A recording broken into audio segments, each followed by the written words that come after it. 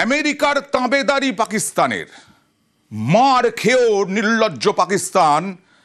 আসিম মুনির গেলেন পাকিস্তানের সেনাপ্রধান আমেরিকায়, আর তারপরে আর্থিক সাহায্য, আমেরিকার ঋণ কয়েক হাজার কোটি মার্কিন ডলার, আর তারপরে আমেরিকার তাবেদারি।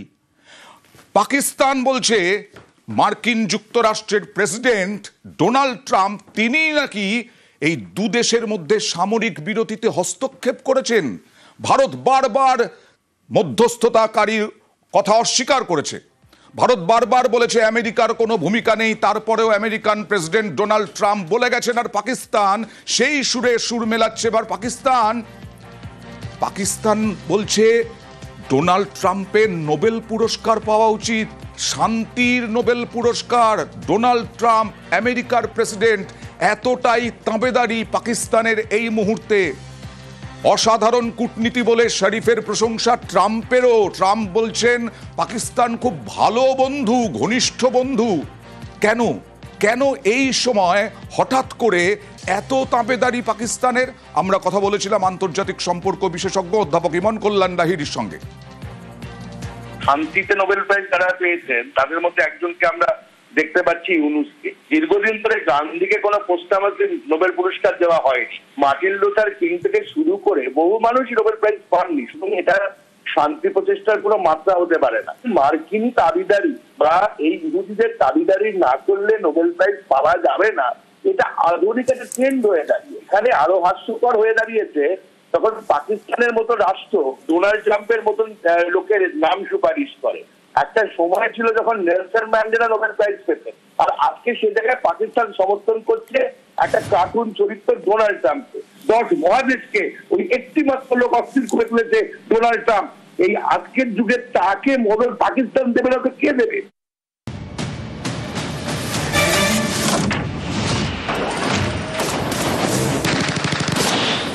ডোনাল্ড ট্রাম্পকে মদত পাকিস্তান দেবে না তো কে দেবে? আর ডোনাল্ড ট্রাম্প আজও বারবার বলে আসছেন, ভারত বারবার প্রতিবাদ করেছে। কানাডায় গিয়ে ভারতীয় প্রতিনিধি দল বারবার বলেছে ডোনাল্ড ট্রাম্পের কোনো ভূমিকা ছিল না অপারেশন সিঁদুরের সময়, অপারেশন সিঁদুরে সামরিক বিরতিতে। তারপরেও ডোনাল্ড ট্রাম্প বলছেন তিনি শান্তি এনেছেন, তিনি সামরিক বিরতি এনেছেন। এবং তিনি শুধু তা বলছেন এটা তাই নয়, তিনি বলছেন তিনি 4-4টে যুদ্ধ থামিয়েছেন। তারপরেও তার 4-5 বার নাকি নোবেল পাওয়ার কথা ছিল। আক্ষেপ ঝরে পড়ছে তার গলায়। Well, they should give me the Nobel Prize for Rwanda, and if you look the Congo, or you could say Serbia, Kosovo, you could say a lot of them. You could say, I mean, the big one is India and Pakistan. I should have gotten it 4 or 5 times. I should get it for the. I would think the Abraham Accords would be a good one too. They won't give me a Nobel Peace Prize because they only give it to liberals. আর যেটা বলছিলাম যে কানাডায় গিয়েও বিদেশ সচিব বিক্রম মিশ্রি তিনি দাবি করেছিলেন ডোনাল্ড ট্রাম্পের বা আমেরিকার কোনো ভূমিকা ছিল না। একবার শুনিয়ে দিই কি বলেছিলেন।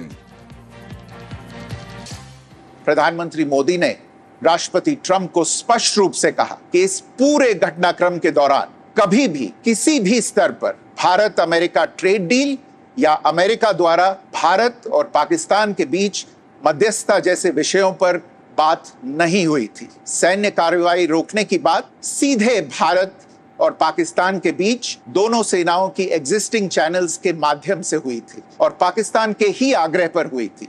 प्रधानमंत्री मोदी ने जोर देकर कहा कि भारत ने न तो कभी मध्यस्थता स्वीकार की थी, न करता है और न ही कभी करेगा। राष्ट्रपति ट्रंप ने आतंकवाद के खिलाफ भारत की लड़ाई के प्रति समर्थन व्यक्त किया। प्रधानमंत्री मोदी ने यह भी कहा भारत का ऑपरेशन सिंदूर अभी भी जारी है।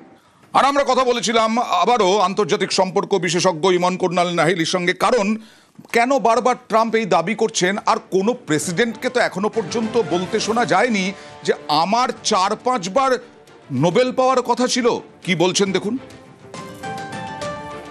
মহামানব নির্ণয়ের যুগের পরে আর এই যুগের থেকে যদি কেউ বলে আমি মহামানব হব, তার মতো মূর্খ আর কেউ নেই পৃথিবীর মাটিতে।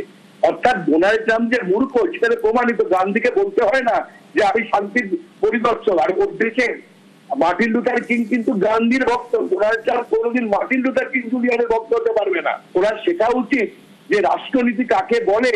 আজকে নেলসন ম্যান্ডেলার কাছ থেকে, ইয়াসের আরাফাতের কাছ থেকে উনি নোবেল পুরস্কার পাবেন। হীরক রাজার দেশের রাজার থেকেও অধম একটা চরিত্র আজকে বিশ্ব রাজনীতিতে উঠে এসেছে শক্তিশালী মানুষ হিসেবে, সেটাই দুর্ভাগ্য।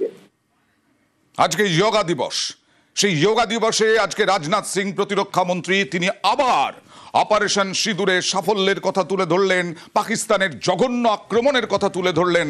আর যোগা দিয়েই শান্তি আসবে, সবকিছু স্থিতি হবে এরকমটাও বললেন।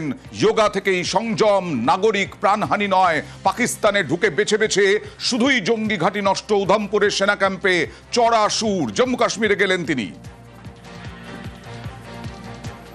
जिस तरह से हमारी फोर्सेज ने सूझबूझ दिखाते हुए सिर्फ उन्हीं ठिकानों को तबाह किया जो आतंकवादी गतिविधियों के गढ़ थे। यदि हम चाहते तो आतंकवादियों के साथ साथ और भी चीजों का अस्तित्व मिटा सकते थे, लेकिन हमने वह नहीं किया। हमने धैर्य दिखाया। यह धैर्य और संतुलन हमारे योग की विरासत का ही परिचायक है। हमने न केवल उनके मंसूबों को विफल किया है ऑपरेशन सिंदूर के माध्यम से, बल्कि ऐसी जवाबी कार्रवाई की कि पाकिस्तान को घुटने टेकने पड़े। ऑपरेशन सिंदूर अभी खत्म नहीं हुआ है।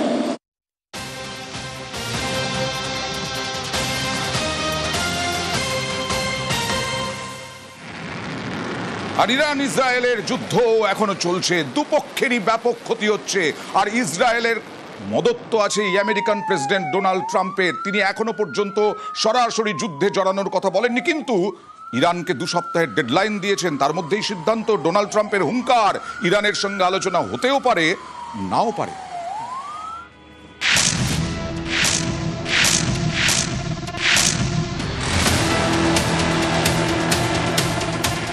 রাতের আকাশে মাঝে মধ্যেই আগুনের গোলা, বিস্ফোরণ।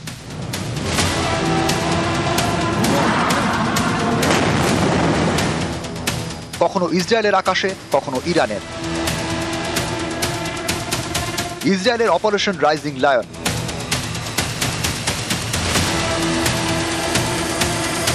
পাল্টা ইসরায়েলের তেল আবিবে হামলা ইরানের।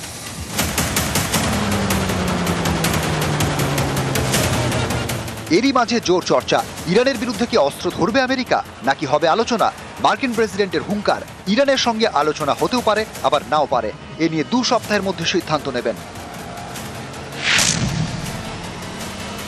Based on the fact that there's a substantial chance of negotiations that may or may not take place with Iran in the near future, I will make my decision whether or not to go within the next 2 weeks.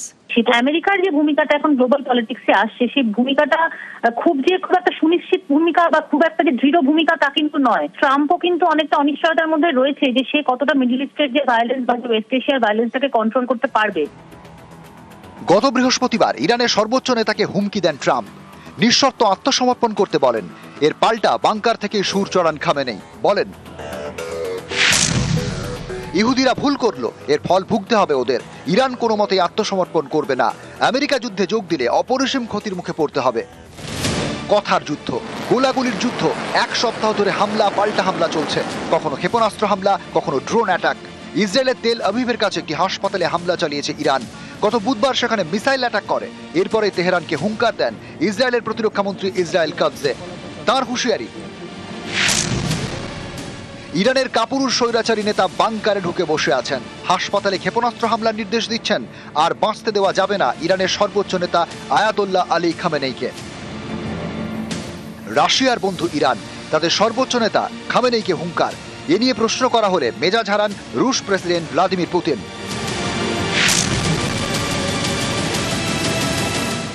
একদিকে আলোচনা, আরেকদিকে লড়াই। সুইজারল্যান্ডের জেনেভায় France, Germany, ব্রিটেনের সঙ্গে বৈঠক ইরানের বিদেশমন্ত্রীর।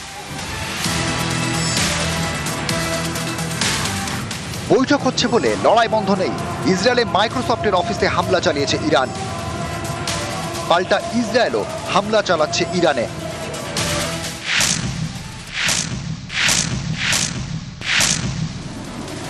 নিউজ 18 বাংলা। আর আজকে 8 দিন পার, প্রায় 9 দিন ইরান ইসরায়েলের যুদ্ধ, পশ্চিম এশিয়ায় এই দু দেশের যুদ্ধে দুপক্ষই একেবারে ক্ষত বিক্ষত হয়ে গেছে। অপারেশন রাইজিং লায়নে নাছোড় ইসরায়েল, পাল্টা অপারেশন ট্রু প্রমিস 3 ইরানের। ইসরায়েলের মিসাইল, ড্রোনে ঝাঁঝরা ইরান, তেহরান সহ বিস্তীর্ণ অঞ্চলে পরপর তেলের ঘাঁটি ধ্বংস। নিখুঁত অপারেশনে ইরানি সেনা ঘাঁটিও ধ্বংস বলে দাবি ইসরায়েলের। পাল্টা হানা ইরানের, তেল আভিভ সহ একাধিক শহর তছনছ। ফাতেহ 2 এর পর ইসরায়েলে আছড়ে পড়ল সেজিল, ইরানের সেজিলে ধ্বংস ইসরায়েলের সেনা ঘাঁটি। মাইক্রোসফটের দপ্তরকেও নিশানা ইরানের। কিছুক্ষণ আগে দেখলেন ইসরায়েলে সেনাকে গোয়েন্দা তথ্য সরবরাহ করে এই মাইক্রোসফট, আর্টিফিশিয়াল ইন্টেলিজেন্স দিয়েও ইসরায়েলকে সাহায্য।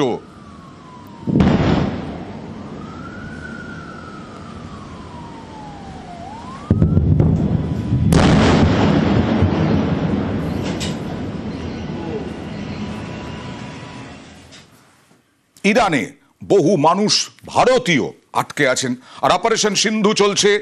আমাদের দেশ অপারেশন সিন্ধু চালাচ্ছে। এখনো পর্যন্ত আবার বেশ কয়েকজন যাত্রীকে ইরানে থাকা, ইরানে বসবাসকারী ভারতীয়কে দিল্লিতে নিয়ে আসা হলো। আটকে থাকা তাদের ফেরাতে অপারেশন দিল্লির দ্বিতীয় দফায় 290 জনকে নিয়ে ফিরল বিশেষ বিমান। তেহরান এয়ারস্পেস খুলতেই মাসাদে ভারতের বিমান, রাতেই মাসাদ থেকে 290 জনকে নিয়ে দিল্লিতে ফিরল উড়ান। আজকের মধ্যেই দেশে ফিরবে আরও 2টো উড়ান। আর্মেনিয়া দোহা হয়ে আগেই দেশে 110 জন পড়ুয়া। যুদ্ধবিধ্বস্ত ইসরায়েল থেকেও ভারতীয়দের ফেরানোর তৎপরতা। প্রথমে স্থলপথে, পরে বিমানে করে ইসরায়েল থেকে ফেরানো হবে ভারতীয়দের। मैं अपनी फीलिंग्स बयान नहीं कर पा रही हूँ कि मैं इस वक्त क्या महसूस कर रही हूँ। हमें बहुत ही सेफ जोन में वहाँ पहुँचाया गया, लेकिन यहाँ आके एक सुकून जिसे बोलते हैं वो हमें मिला। Thank you so much Indian government, thank you so much. वहाँ पर जाहिर है कि आप देख सकते हैं कि जंग के हालात तो हैं, और हमारी एम्बेसी ने और हमारे एम्बेसडर जी ने और जो वहाँ पर उनकी टीम थी फौरन एक्टिव थी। उन्होंने हमसे पहले कहा कि आप कुंभ में रहें, सेफ जोन है। उसके बाद फौरन उन्होंने हमको मशहद बुलाया और बहुत ही अच्छे तरीके से रखा, हमें सेफ जोन में रखा, और उसके बाद उन्होंने हमारी फ्लाइट प्रोवाइड कराई। हमारे पास लफ्ज नहीं है कि हम किस तरह उनका शुक्रिया अदा कर सकें। The situation in Tehran was quite devastating. At first, we didn't expect this will escalate to this much. And plus, the interesting thing was that they just opened that air base from Mashhad just for the Indian students, and that was really appreciable. एक tram 1 घंटा भारी पड़ गया था वहाँ पे रुकना। हमें बहुत शुक्रगुजार है कि बहुत जल्दी से जल्दी हमें बुलाया गया, यहाँ पे आ गए हम अपने वतन में। हिंदुस्तान जिंदाबाद, सलामत है, दुआ करेंगे, सबों ने दुआ की, हम भी दुआ करेंगे आगे को भी सब सलामत है। हम आपको बता नहीं सकते, दिल से खुशी हो रही है हमें वहाँ से लौटने के बाद। हम बहुत ज़्यादा डरे हुए थे, परेशान थे, ये सोच रहे थे हम कहाँ से जाएंगे। स्पेशली मैं तेहरान में थी तो तेहरान में ज़्यादा स्ट्राइक्स थे एंड रूफ टॉप से सब विजिबल था, तो हमें तेहरान से दूसरे स्टेट में कुंभ में ले गए एंड कुंभ से मशहद, एंड मशहद तो फाइनली आज इंडिया हमारी फ्लाइट थी। डरावने हालात होते हैं जैसे जंग में होता है, लेकिन इंडियन एम्बेसी ने हमें शुरुआत से एश्योरेंस दिखाई थी कि वो हमारी मदद करेंगे। तो we are very thankful for the Indian government, Indian embassy that they helped us in this critical movement.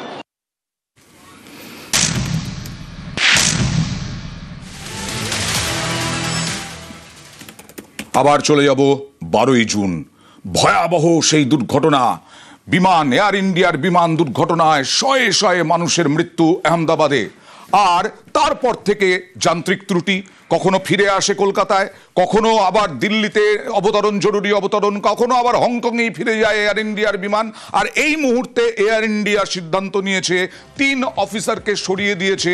Crew মেম্বারদের যে শিডিউলিং হয় সেই শিডিউলিং থেকে সরিয়ে দেওয়া হলো 3 অফিসারকে। সরাসরি চলে যাব মৈত্রীর কাছে। ডিজিসিএ এই সিদ্ধান্ত নিল। মৈত্রীর সঙ্গে ওই যেটা বলছিলাম আহমেদাবাদের দুর্ঘটনা, তারপরে পরপর ত্রুটি ধরা পড়েছে টেকনিক্যাল, এবং তার সঙ্গে সঙ্গে এই যে এয়ার ইন্ডিয়ার যে ত্রুটি এবং সেইখান থেকে শিডিউলিং, পাইলটও কি এর মধ্যে অন্তর্ভুক্ত? দুটো প্রশ্ন আমার।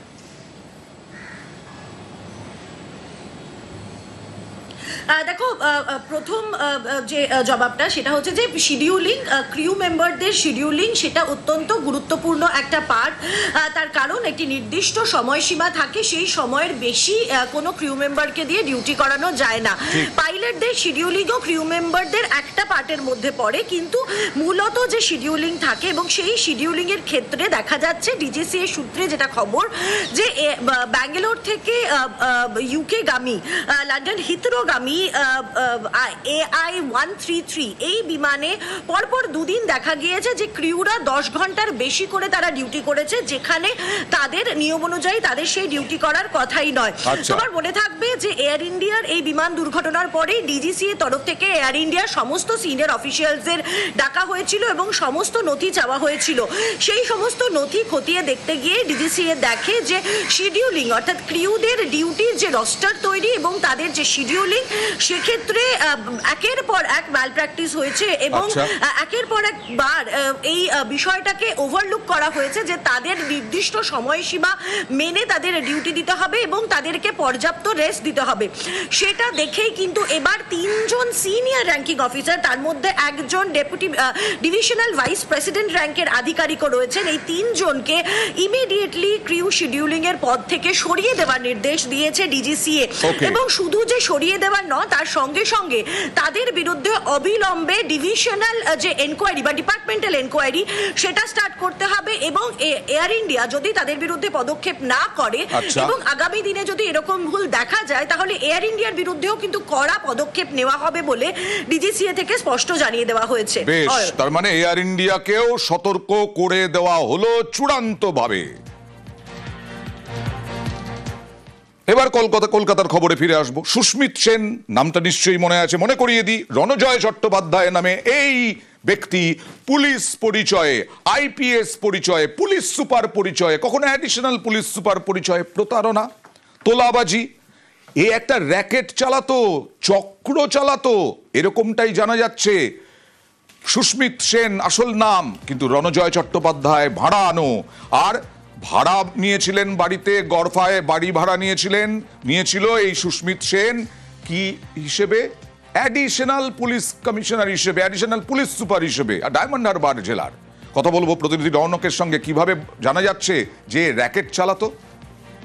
দেখো, সুস্মিত সেনকে গ্রেপ্তার করা হয়, তাকে জিজ্ঞাসাবাদে দেখা যায় যে কিছুদিন আগেই তারই এক বন্ধু তাকে নাগেরবাজার থানার পুলিশ গ্রেপ্তার করে। সেও ভুয়ো পুলিশ অফিসার পরিচয় দিয়ে মদ্যপ অবস্থায় গাড়ি চালাচ্ছিল এবং এই সুস্মিত সেনের একটা র্যাকেট চালাতো, যেই র্যাকেটে এরকম পুলিশে চাকরি করিয়ে দেবার নামে টোলবাজি করতো, বিপুল অঙ্কের টাকা, লক্ষ লক্ষ টাকা প্রতারণা করতো। এবং এই সুস্মিত সেনকে গ্রেপ্তার করার পরই কিন্তু এই র্যাকেটের হদিশ পায় পুলিশ এবং ইতিমধ্যে তার যে বন্ধু তাকে কিছুদিন আগেই নাগেরবাজার থানার পুলিশ গ্রেপ্তার করেছেন। এবং শুধু তাই নয়, এই সুস্মিত সেনের গড়পাড়া ফ্ল্যাট থেকে প্রায় 5টি ভুয়ো পুলিশের যে আইডি কার্ড, সেই আইডি কার্ড উদ্ধার করা হয়েছে এবং যে লক্ষ লক্ষ টাকার প্রতারণা, এর পেছনে আরো কারা কারা যুক্ত রয়েছে গোটা বিষয়টি ইতিমধ্যে কিন্তু খতিয়ে দেখছে পুলিশ। বেশ, নিশ্চয়ই আরো বড় চক্র ধরা পড়তে পারে।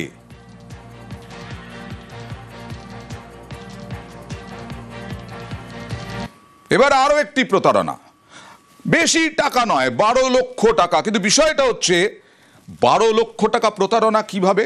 স্বাস্থ্য ভবনেই একটি ব্রাঞ্চ আছে রাষ্ট্রায়ত্ত ব্যাংকের, সেই ব্যাংকে স্বাস্থ্য ভবনের কর্মী পরিচয়, ভুয়ো তথ্য, এই সমস্ত দিয়ে 12 লক্ষ টাকা লোন। আমার কথা হলো, প্রতিনিধি অনুপের সঙ্গে কথা বলবো। অনুপ, সাধারণ মানুষ যখন লোন নিতে যান তখন তো অনেক কাঠখড় পোড়াতে হয়। ভুয়ো পরিচয় দিল, ভুয়ো তথ্য দিল, পরিচয়পত্র দিল, সেই রাষ্ট্রায়ত্ত ব্যাংক থেকে লোন পেয়ে গেল।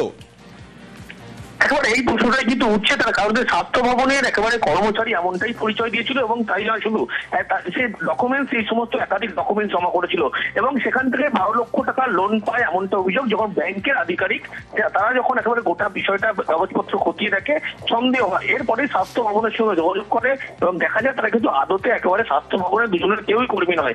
এরপরেই বিধাননগর ইলেকট্রনিক্স কমপ্লেক্স থানায় পুলিশের কাছে অভিযোগ দেওয়া হয়, পুলিশ তদন্ত নামে এবং বাঁকুড়া থেকে ইতিমধ্যেই শেখ আলাউদ্দিন এবং মোহন মিদ্যা এই দুজনকে গ্রেপ্তার করেছে। পুলিশ খতিয়ে দেখছে এই দুজন ব্যক্তি কোথা থেকে এই সমস্ত সরকারি ভুয়ো ডকুমেন্ট তৈরি করলো সেই সন্ধান চালাচ্ছে পুলিশ। তাই নয়, 12 লক্ষ টাকাই নাকি আরো বেশি লোন নিয়েছে, ব্যাংকের কর্মীরাও জড়িত আছেন কেউ কেউ? একবার পুলিশ কিন্তু গোটা বিষয়টি ইতিমধ্যে উড়িয়ে দিচ্ছে না ব্যাংকের কোনো আধিকারিক যোগসূত্র আছে কি, তার কারণ যখন এই সমস্ত নথি দিয়েছিল, যখন ব্যাংকের অন্য এক আধিকারিক ধরতে পারলো, কিন্তু প্রথমে যার কাছ থেকে লোন করায় তিনি কেন ধরতে পারলেন না? এই সমস্ত বিষয়গুলো কিন্তু পুলিশকে ভাবাচ্ছে। সেই কারণে পুলিশের পক্ষ থেকে ব্যাংক কর্তৃপক্ষ থেকে যেমন কথা বলবে, পাশাপাশি দুই অভিযুক্তকে হেফাজতে নিয়ে জিজ্ঞাসাবাদ করা প্রয়োজন, এমনটাই মনে করি। একেবারেই দেখা যাক এখান থেকেও বড় চক্র কোনো উদ্ধার হয় কিনা।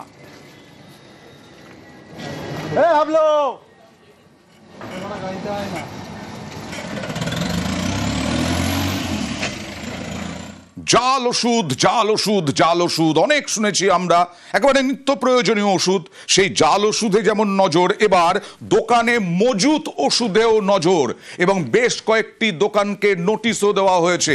কলকাতার কতগুলো ওষুধ, তাদেরকে শোকজে কি জানাতে বলা হয়েছে, কথা বলবো প্রতিনিধি সোমরাজের সঙ্গে। সোমরাজ, দেখো 6টি ওষুধের দোকানকে শোকজ করা হয়েছে রাজ্য স্বাস্থ্য দপ্তরের তরফ থেকে। শোকজ করার কারণ হচ্ছে যে নিয়মে ওষুধের রক্ষণাবেক্ষণ অর্থাৎ স্টক মেনটেন হওয়া প্রয়োজন, সেই নিয়মে এই ওষুধের দোকানগুলি স্টক মেনটেন বা ওষুধের রক্ষণাবেক্ষণ করছেন না। পাশাপাশি যে নিয়মে ওষুধগুলি দোকানে রাখা প্রয়োজন রয়েছে, সেই নিয়মেও দোকানে ওষুধগুলি রাখা হচ্ছে না। সেক্ষেত্রে ওষুধগুলি ভেঙে যাওয়ার সম্ভাবনা থাকছে। সেক্ষেত্রে যে চিকিৎসা পরিষেবার জন্য এই ওষুধগুলির প্রয়োজন হয়, সেক্ষেত্রে সেই স্বাস্থ্যে ব্যবহার করা যাবে না।